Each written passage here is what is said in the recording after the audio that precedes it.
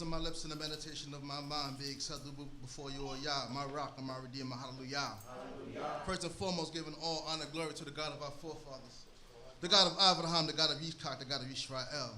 Yahweh is his great, mighty, and powerful name. And to him and him alone are all praises due forever and ever. Thanking him for even the lives of all of you here this day. Thanking him for my life, the life of all of the family. Hoping and praying that everybody had a good week. Amen. And if you did not, I still thank God that you're in the land of the living. Amen. And that you're here this day praising his high and holy name. Hallelujah.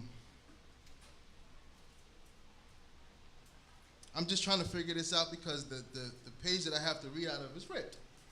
So, yeah. So there, somebody got blamed. Okay, cool. Let me switch out.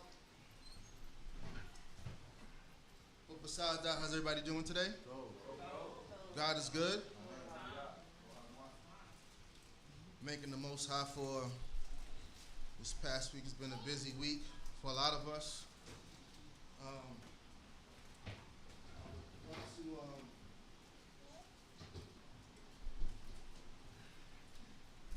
First, we send my condolences to the family of Gavir Yafa, who passed. For those of you who did not know her, from BINAH Zakim. She was actually one of my first teachers when I was running around being a little bad boy. In BINAH we had a daycare center, a little school thing going on, and it was her, Naama, who's passed on as well, Zipporah. I just I remember me getting my behind whipped on my mother because I lied. We was walking home one night, and my sister said, "Yeah, I didn't get no food, something." My son, so I figured I would follow along. Yeah, I ain't get no food either, whatever. So my mother went the next day, was like, my son said he ain't no food, he ain't no lunch, whatever the case would be. And I packed him something. They said he's lying. So I got beat with the yardstick. Yeah, I got beat. The matter of fact, the yardstick broke on my behind.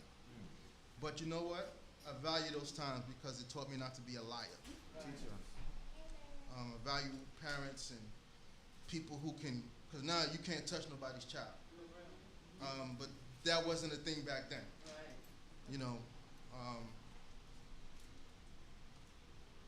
Okay, I'm good. Torah,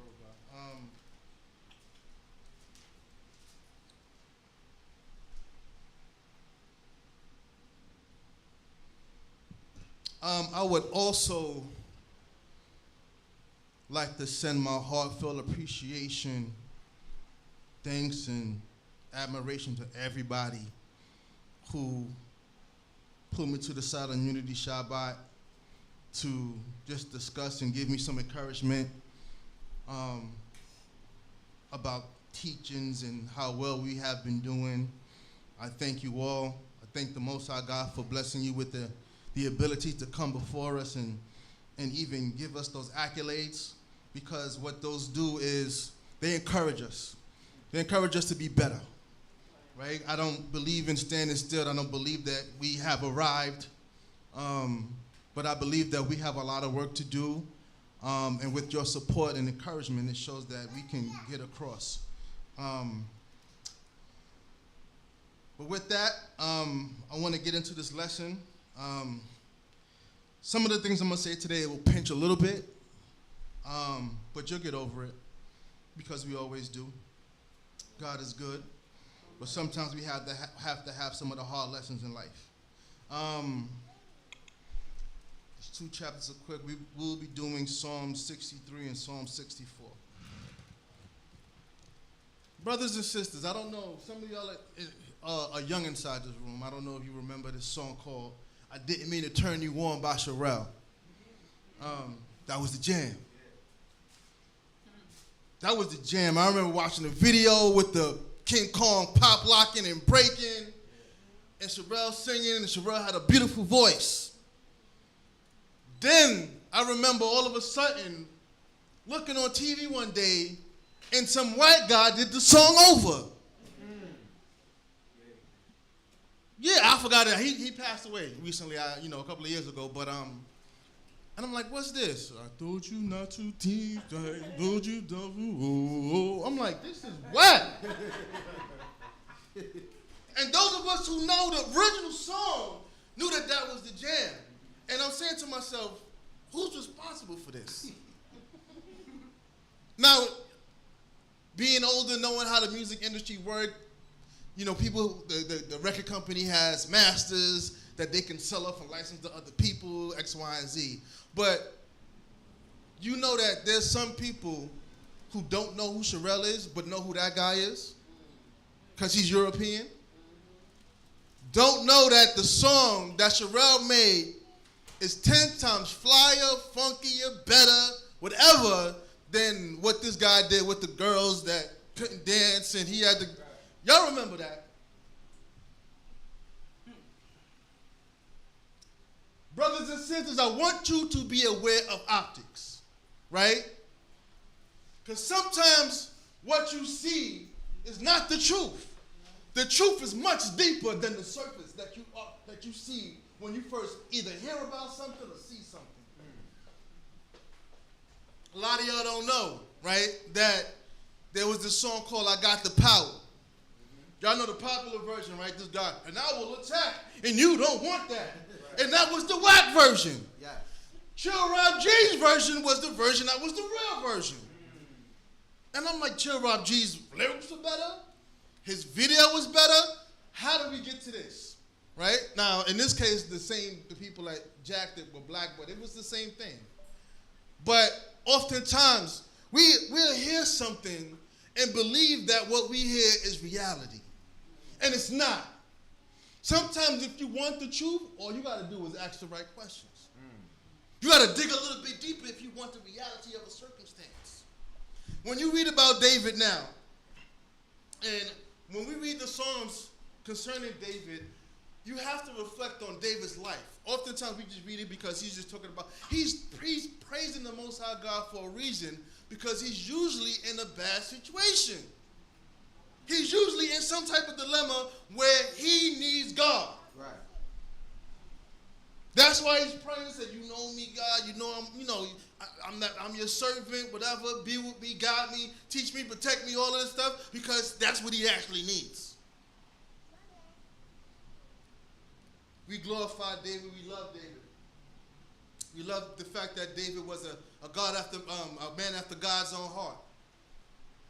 But this man did a lot of running around as a fugitive in his life. He ran from Saul for years. He even ran from his own son. He never had a time where his life was just purely stable. He even had to tell his son, listen, yeah, Joab is my nephew, but if he crosses you, you have to kill him. You have to kill your own family. Your brother, you got to kill these dudes because they're going to mess up the nation. And oftentimes, right, what we don't understand, like when you read by Midbar this morning, and you're reading about the numbering of soldiers. And you read about this numbering of soldiers, and it may look mundane to you or feel mundane to you, but you can't hold people accountable if you can't account on them, or you can't count them. Right? How can I count on you if I don't know that you exist or that you're not present? And oftentimes what we look at, even when it comes to this organization here, there's people that like to come and have fun but don't want to do the work. And it's necessary to do the work. It's not cool just to act like you down. We need you to be down. 10 toes down. We need you to be responsible. We need you to be accountable. Right?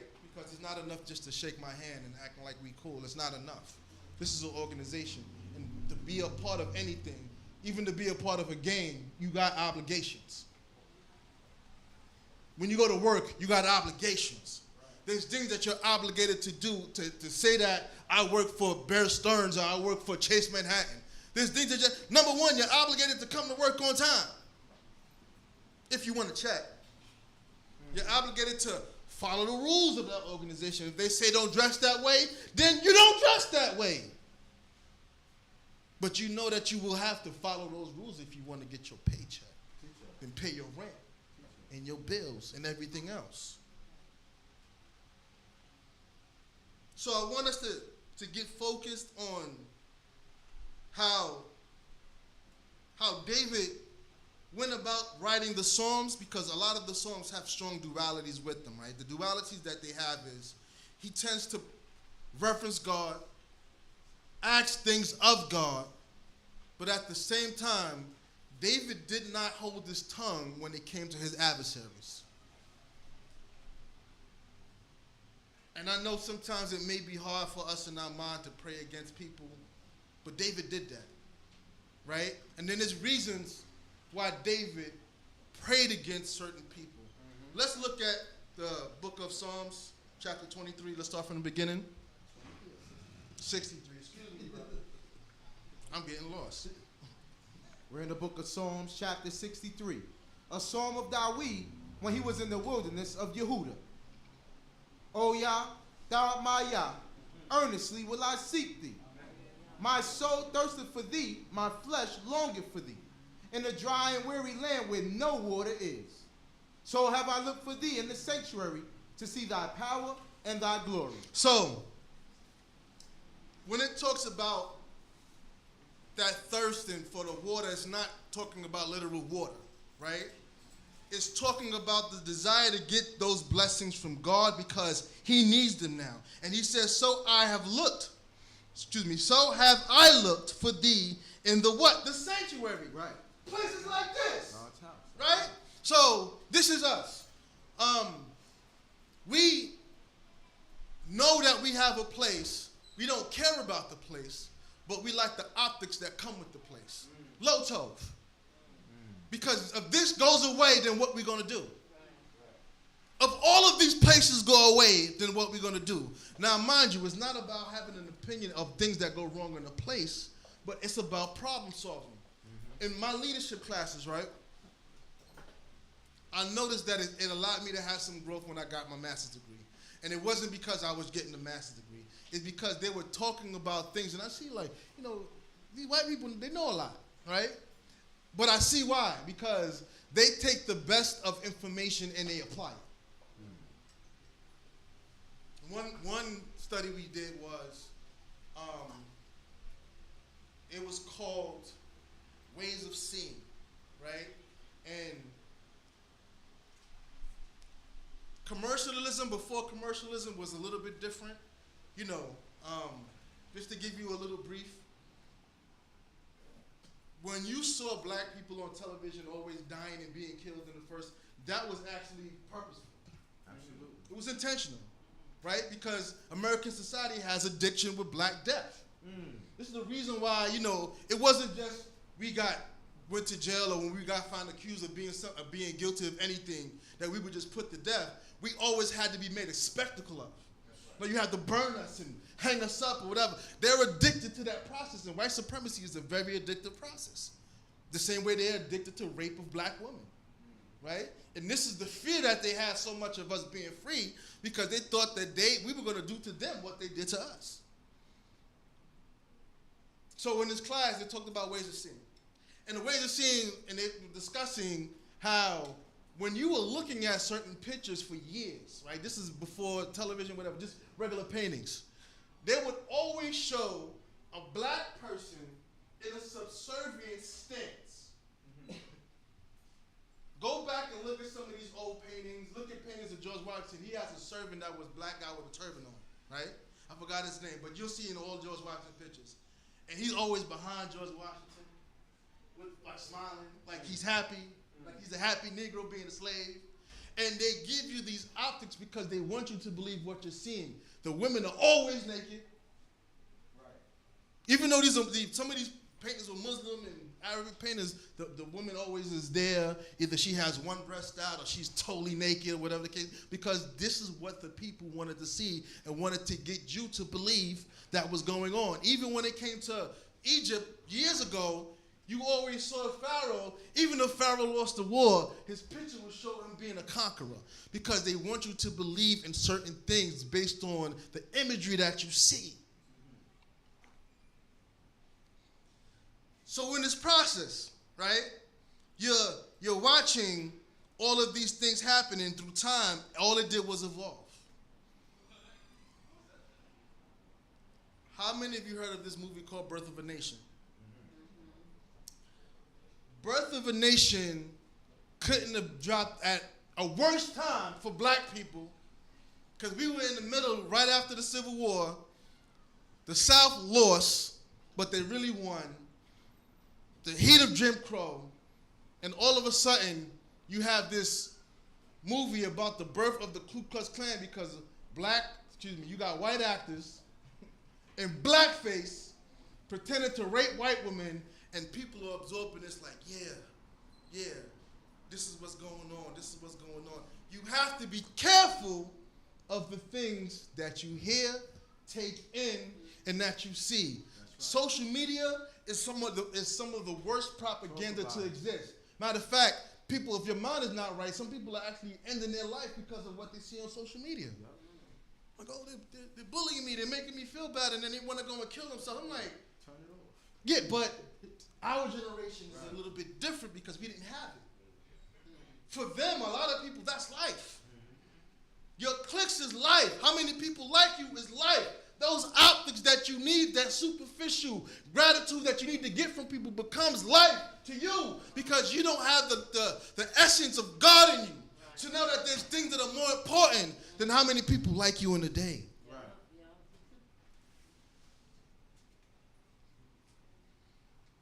So, another course we took, I forgot the exact name of the course, but the course was based on how to treat people in the workplace, and what they focus on is this concept of going postal. You know, there was an incident, or there were a series of incidents, probably like, one was 9/11 happened, between like 9/11, and that was like 2001, and probably like 2010, right?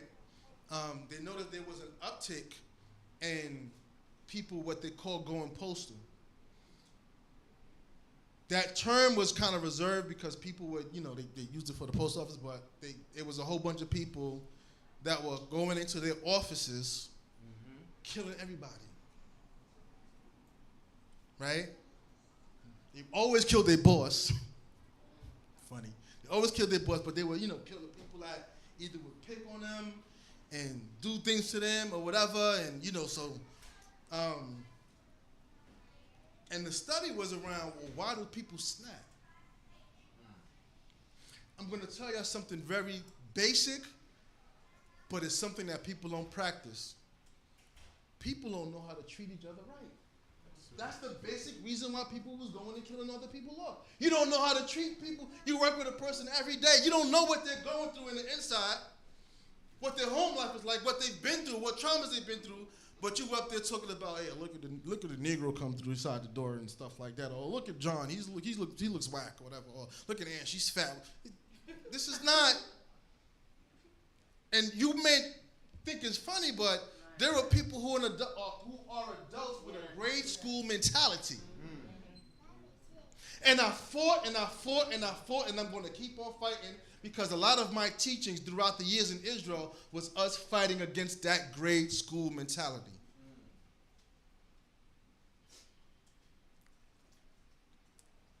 Cognitive dissonance. Holding two conflicting opinions inside your head, right? You're an Israelite, but you still have all of the Negro ways because you think the Negro ways protect you. Think being a tough guy or tough person protects you. When you evolve, you'll understand God is our only protector. That's it. There's the toughest guys in the world. What's his name? Paul Castellano? Paul Castellano was the head of the mob. New York City. Untouchable. And they caught him on Valentine's Day going into a restaurant. Right. I'm just telling you, and his bodyguards and everybody and all the guns that he had with him. I'm just telling you that there is no protection outside of the Most High God. That's right. We think we're strong. But as long as you bleed, you can die. As long as you can get sick, you can die. And the thing about David is, David understood this. David, even though he was king, he understood that he was nothing without God.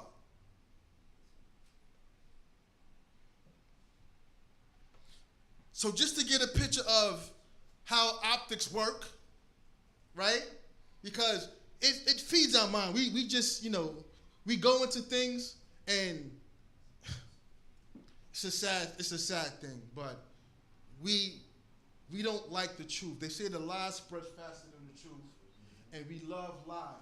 Lies are salacious. Right. They're entertaining. They give us, they stimulate different parts of the brain. But the truth, you got to work too hard for it. You got to be too stern. People don't want to give it to you. And truth is not, when people gossip, they like to gossip about stuff that's gossipable. If that's a word. Right? I want to gossip about something that's juicy. I want to sip some tea. I don't want no, because truth flattens everything out. Truth makes you retreat like, well, I guess that's it. Because that's all you can do with the truth. You can't continue with the lie. You can continue that. You can flip the lie because it's a lie. So you can add more to it, flip it around, make it the way, you play with Play-Doh when you was young. You could do that with lies. You can shape it the way you can add some spin to it. And I heard, yeah, but check this out. You can do all of that stuff with lies. But the truth, it cuts and it finishes. And that's it. And oftentimes we don't want the truth. And when we read the rest of this, you're going to see where David aims his prayers at, and why he talks about seeking God.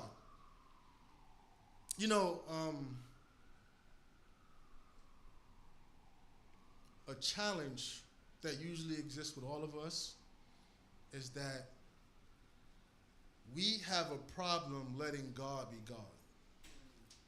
When we don't like something, we have fits and whatever, and we don't want to deal with this and want to deal with that. But maybe God knows what he's doing. Maybe it's not about you being satisfied. It's about God getting what he wants out of the situation. Because, oftentimes we think that, if it doesn't fit our palate, then it's wrong. It's not.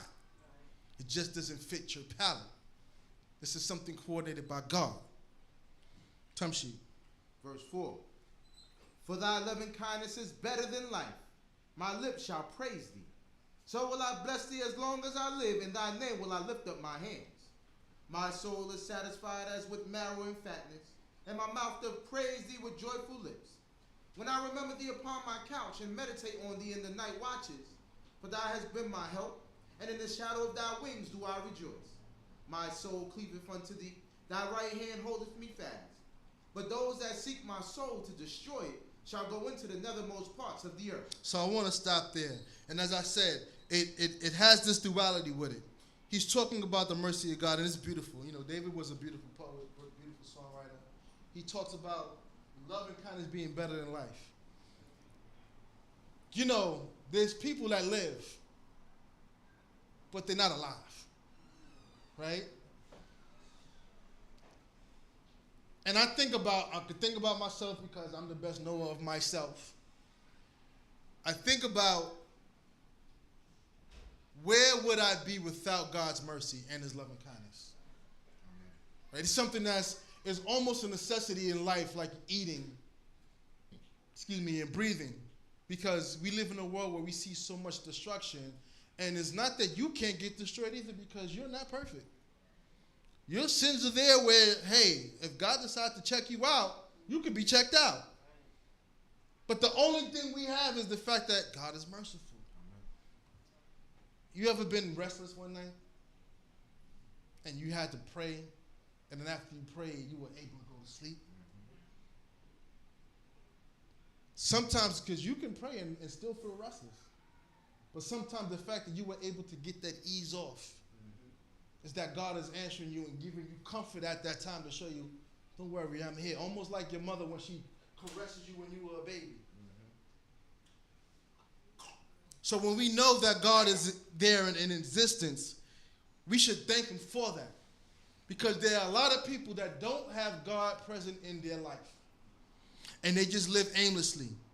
So as he's saying, you know, your living kindness is better than life. My lips shall praise thee. So will I bless thee as long as I live. Now,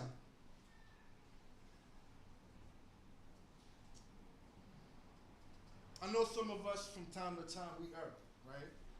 We make mistakes. God frowns on us. But there are people in this room right now that you never took a break. And you know what I mean by take a break. I'm gonna stop serving God for a while. And I'm gonna give up and not do whatever. And I'm not saying that if you made your break and you came back that there's a problem, because God redeemed you.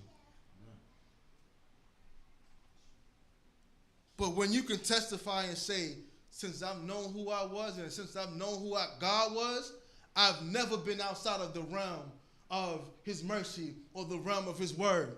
I may have made mistakes in life. I may have had my downs, but I never broke out. That's the difference. Because the difference is you had enough faith to know that regardless of where you were in life, that you needed God. Even in your bad state, you needed God. So this is my advice to you. No matter how bad it gets, never leave God. Because you don't want God to leave you. Yeah, you're going to get punished, man. All of us get punished. The best of us get punished. Moses couldn't go into the land. David got punished with the sword. All of us get something. But keep your faith with God. Because it's better with him than with the nations. It's better with him than with the plagues. It's better with him than the destruction and the fire. It is better with him with all mankind. Because whether you know it or not, there's people that say that, oh, the God of the Hebrews is cruel, he's vicious, he's vengeful. Yes, he's all of that. But he's merciful, he's loving, he's caring. Man is not. That's right. Man think that our God is so cruel. Do you know the things that men do to other men? You spending 10 years in jail. You only got 10 years. Why are you raping people for? These are the things that men do. Men are vicious. We can be animals when we want to, and women too. We won't leave nobody out. Even the sister from Antoine Fisher's story. You know she's Israel, right? His foster mother. And I said, you know, my sister like, yo, she's Israelite. She's done. I'm seeing her. I'm like, I don't know if I can look at her face. Just off the movie. Off the movie. I don't know if I can look at her face off the movie. I mean, I know it's just acting, but sometimes the acting was too good. Do that to little Antoine Fisher. But part of that conflict is when we drop down. And 9 he says, my soul cleaveth unto thee, thy right hand holdeth me fast. Right? But those that seek my soul to destroy it shall go into the nethermost. He's cursing those people that are coming after him. Shall go into the nethermost parts of the earth. They shall be hurled to the power of the sword, and there shall be a portion for foxes. But the king shall rejoice in God. Everyone that sweareth by him shall glory. For the mouth of them that speak lies shall be stopped. And I want to stop there for a reason. Brothers and sisters, there's not going to be a time where people love you and applaud you and think that you're great, and then the next day they spitting in your face, talking about you bad behind you. That's life. Learn how to deal with it. Because you're not always going to be favored in the eyes of people. That's not the point of life. The point of life is to be favored in the eyes of God. When you read the life of David, right? When David was a fugitive, it reads about all the people that was on David's side. Everybody that was in debt. Everybody that had a problem with Saul. All these people, X, Y, and Z, whatever the case may be. And then when you read about him in Absalom's case, all of the people that started rocking with Absalom, all of the people that were in debt, everybody that had a problem with David, all of the politics of Israel is not going to change. There's people that's going to have something to say about you because they need something to say about you. That don't mean that that's the truth. You have to learn how to endure. And it's painful, it's hard. It's, because as I said, people like the salacious part, like, oh yeah, actually, there's such and such and such. Find out the facts. Because it's hard to come to the person sometimes. It's difficult. Because the whole dynamics, it says in the Proverbs, it said somebody comes and tells their story first, then the person comes behind them and changes the whole dynamic of the story. Because the truth comes out. And some people ain't ready for the truth. And yes, this is reality. We side with people we like. We do that, right? We're emotional creatures. We like the emotion. We don't like the facts. That's natural. I get it. Oh, that's my friend. I get it. That don't mean your friend is honest. It's your friend, but it doesn't mean your friend is honest. Because this is people. We're dealing with people. Human character, it never changes. That's why when we had to choose the judges, they had to be of a certain ilk. They couldn't be common people. Okay, y'all are honest, y'all don't take bribes, and y'all got faces like Flint. They really had to have tough faces because Israel's the gangsters. Israelites are gangsters. We grimy, we like to, you see when we was drumming, I don't know why we do this, but black people do this. When you hear something funky, you make a funky face. Like, I was back there, everybody was like, I'm like, when they drumming, they like, but we know how to, we got grills. We got intimidating grills. It's like when boxers begin to box. You can tell who's going to lose the fight because the stare down, man. Stare down and the person is looking like, his heart is going. And there's some people that try to take your heart. But maybe it's because I'm from Brooklyn and we from New York. I don't know. But we just don't flinch that quick. I don't know how it goes in Queens. I'm just joking. But I'm just saying, and this, it's funny because sometimes we forget that we all one man's children. So it's like Levi and Simeon having y'all fighting because y'all are brothers, but y'all are the same. Y'all got the same spirit. So that's why when I say this, and you read about David at least was smart enough to pray against his enemies, and sometimes we're not even smart enough to do that, right? There's people that want your hurt. Some of the people that want your hurt may have ZZs on. They may have ZZs on. But they don't want you to accomplish. I mean, I'm just, with personal experience, man, I've been through so many rivalries and, people wanting to fight you and upstage and this, whatever. And you just get tired of all of that, man. Why don't we just serve God? You know what I'm saying? Like, forget all the fighting and the fussing and you pointing a finger at me pointing a finger at you. We just can't serve God. And you know what? Even though I say this out my mouth, and see, even though this is a sincere prayer that I want, people are not willing.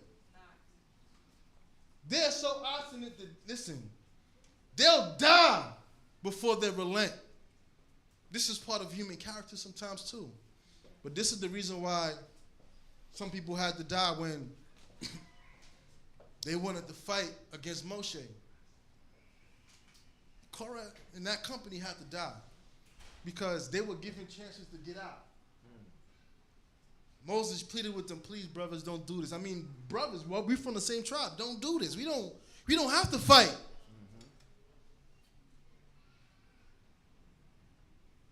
Moses calling Dathan in the barroom, and they standing in their tents like, you see, if you that arrogant, then maybe you don't need your life. You don't need your life, because if you're arrogant like that, these are the people that, they're not arrogant because we always think that we're doing this to a man. We do this with God. We are the ones that spitting in God's face saying, I don't want to practice this Torah the way I'm supposed to practice. I want to do my own thing. Then do your own thing, but know that there's a consequence to it. Do what you feel like doing. But there's consequences to this. Like Prime Prince said this morning, you read about the death of Nadab and Abihu a lot. Why? Because often we thought, oh, that's nepotism. You know, that's Moses' nephews. That's Aaron and them, and that's all of them, and why they the priests. When they died, the nation knew how serious this was. That's right. Oh, these guys did something that they weren't supposed to do, even though they were Moses' nephews. They left here. Yep. God ain't playing with nobody.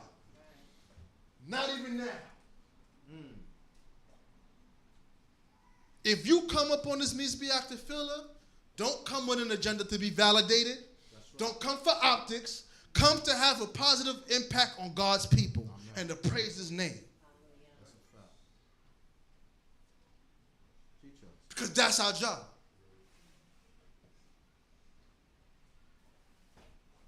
Let's go to 64. For the leader of Psalm of Dawid. Hallelujah. Hallelujah. Hear my voice, O Yah, in my complaint. Preserve my life from the terror of the enemy.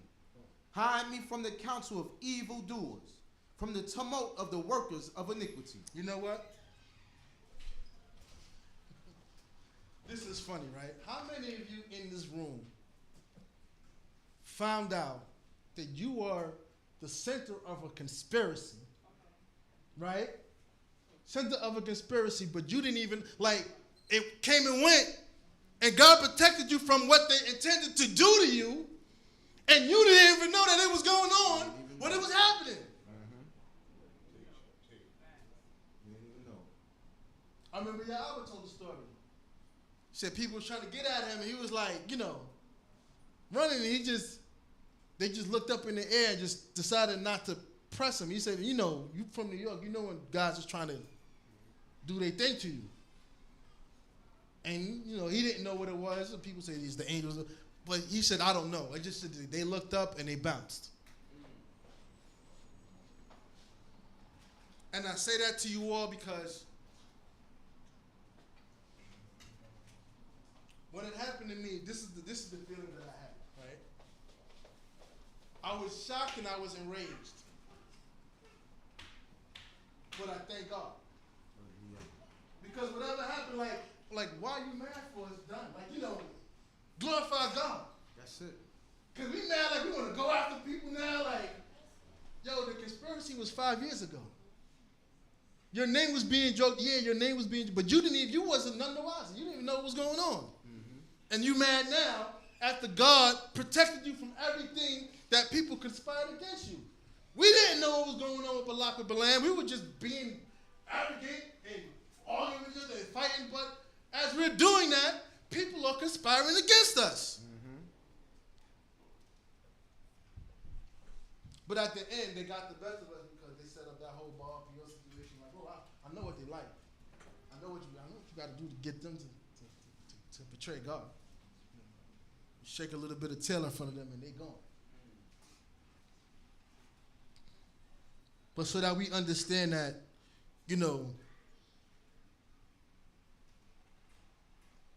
it's very interesting that we read about David, and David is being made by Saul throughout his years to look like a traitor, right? Why he had to run. Mm-hmm. And then David had to be betrayed by his son,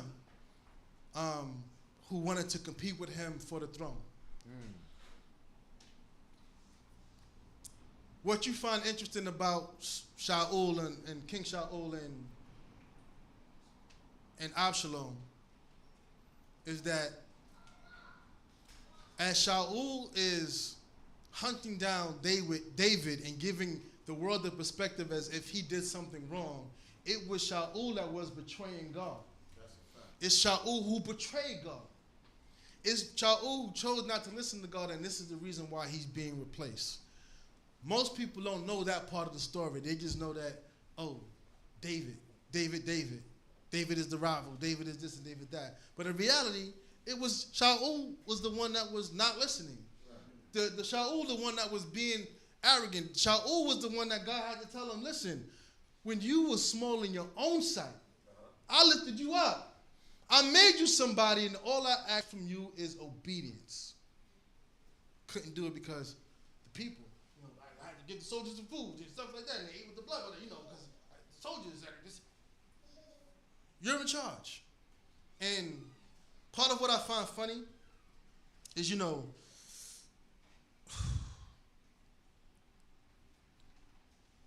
I'm a person that believes that a man needs to be a man, right?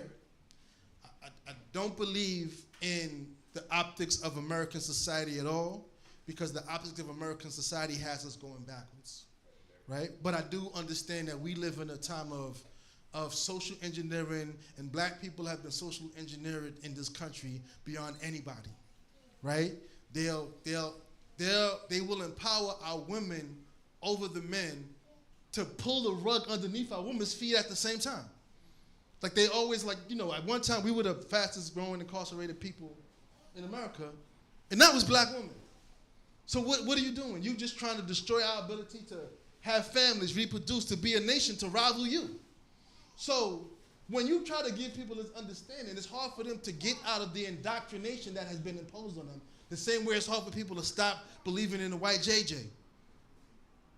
Most black people still believe in white JJ. In 2020, I'm just trying to get you to understand that.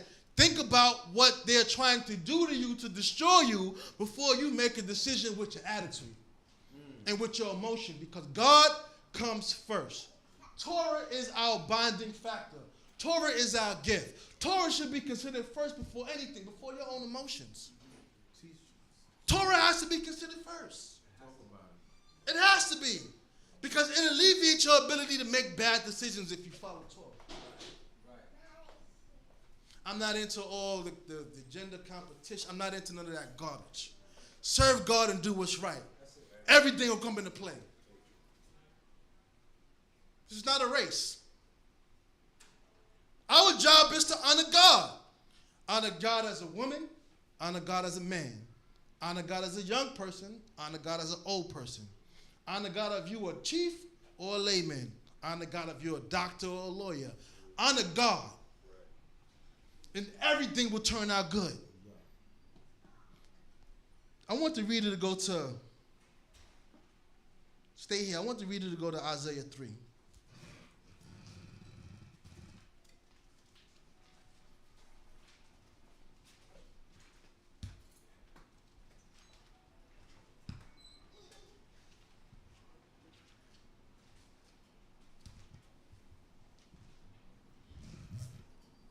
Tamshi.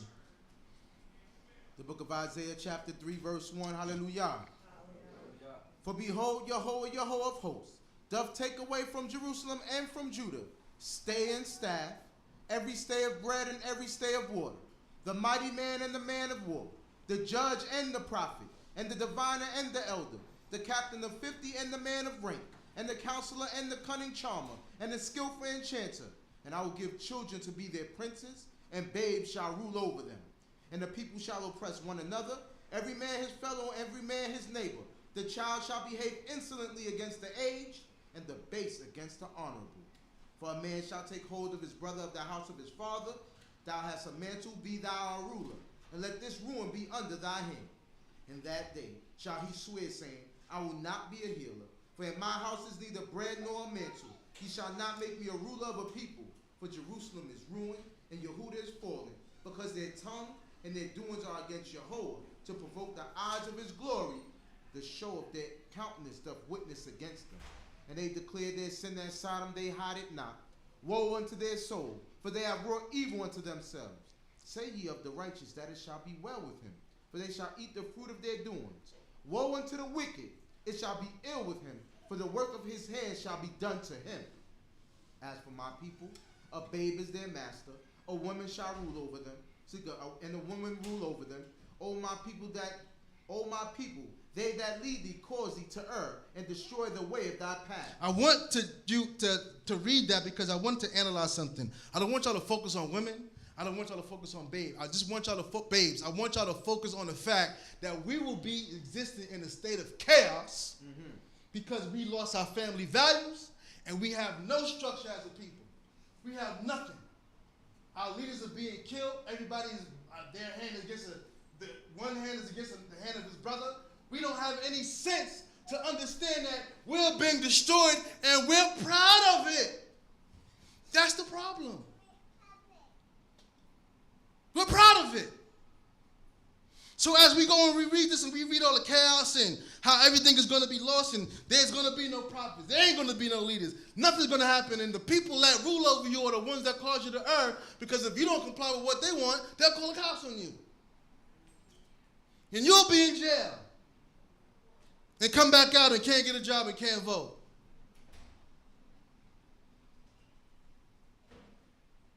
And then after they lock you up, they're going to lock her up. And then she gets out of jail and can't see her own kids and can't raise her kids. And then your kids will be raised by the state, running around wild and wonder why they want to kill everybody because the state can't raise kids. They're not supposed to. I want you to get a glimpse of what we're dealing with now and why we not only have to be better servants before God, but we have to pray to get out of this situation. It's not easy. We have to make an effort to be better. It is not just about being an Israelite. It's about being a moral person. Right. Because just because you know who you are don't mean that you live right. Continue in 64. Verse 4. Who have whet their tongue like a sword, and have aimed their arrow a poisoned word, that they may shoot in secret places at the blameless. Suddenly do they shoot at him and fear not. They encourage one another in an evil matter. They converse of laying snares secretly. They ask, who would see them? They search out iniquities. They have accomplished a diligent search, even in the inward thought of everyone and the deep heart. But Yah doth shoot at them with an arrow suddenly. Thence are their wounds. So they make their own tongue a stumbling unto themselves. All that see them shake their head. And all men fear, and they declare the work of Yah, and understand his doing. So, just another example. Have you ever confided in somebody? Or you told them something, like, not just a secret, but something deep. And then your business is like, I confided in this person with something dear to me, and all of a sudden it's out in the world. How do you feel about that person?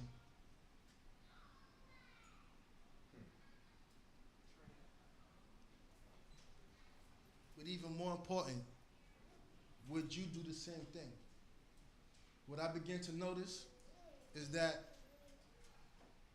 I live in a world of wicked people. I live in a world of righteous people as well. But my test is not to be like the people that I look in disdain. If you do something like that, then that's on your character.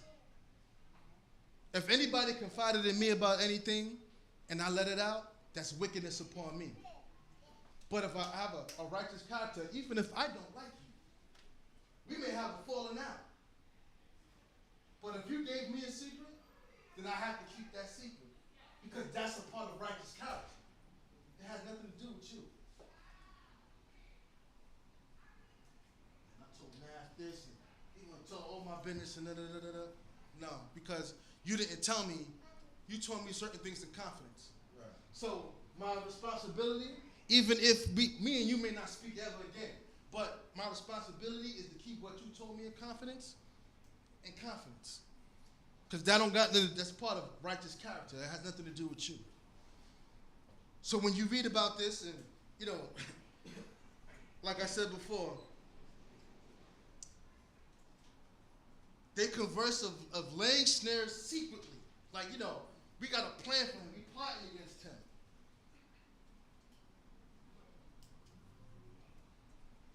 When you ask for protection, like when I say my daily prayer before I leave out my house, please protect me, God, from all things hidden, unseen and unseen.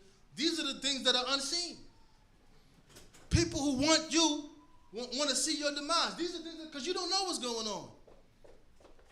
And they're not telling you, and nobody's telling you. You're not like, oh, wow, people, dudes I know knew that people were trying to do it. Like, wow, it makes you feel funny. But at the same time, when you pray, and the Most High God, and you pray for the Most High's protection, this is part of the protection that He's actually giving you. Tamshi. The righteous shall be glad in Jehovah, and shall take refuge in Him, and all the upright in heart shall glory. Hallelujah. Hallelujah. Brothers and sisters, I hope you got something out of what was brought forth. Stay with God. He's our best bet, and nothing works in our life without Him. Hallelujah. Hallelujah.